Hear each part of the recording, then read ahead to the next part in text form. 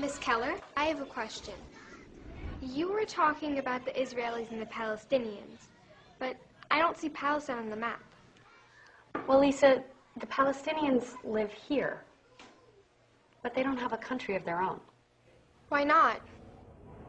It's complicated, but let me try to explain. Both peoples wanted a country in a place they call the Holy Land. After World War II, Western powers divided it between them, but Arab nations said no.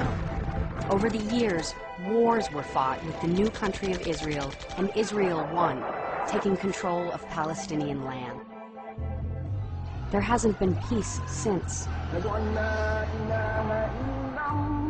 Now 1.5 million Palestinians live in Gaza, packed into this tiny strip of land.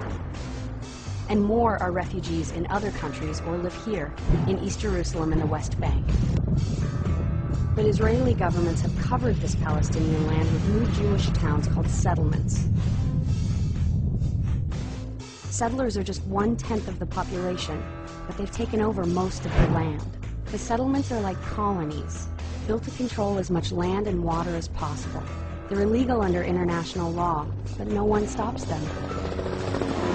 Some settlements have a lot of guns, but this is not the Wild West. They have malls, factories, and swimming pools. They get 3 times as much water as Palestinian villages, which have to deal with shortages and settlement sewage. The settlements are connected by a maze of roads, some only Israelis can use. While Palestinians can spend hours every day passing through military checkpoints just to get to school or work or even the hospital.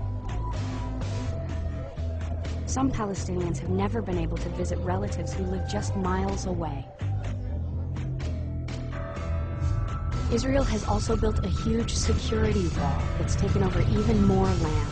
They've cut some Palestinian villages down the middle, separating farmers from their lands and people from their friends and family.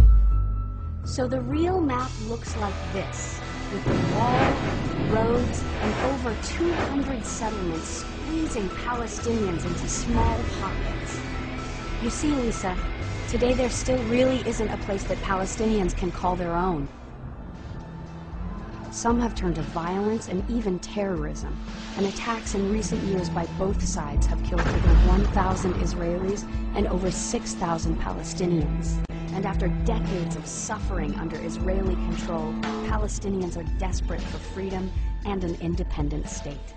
It's a sad story.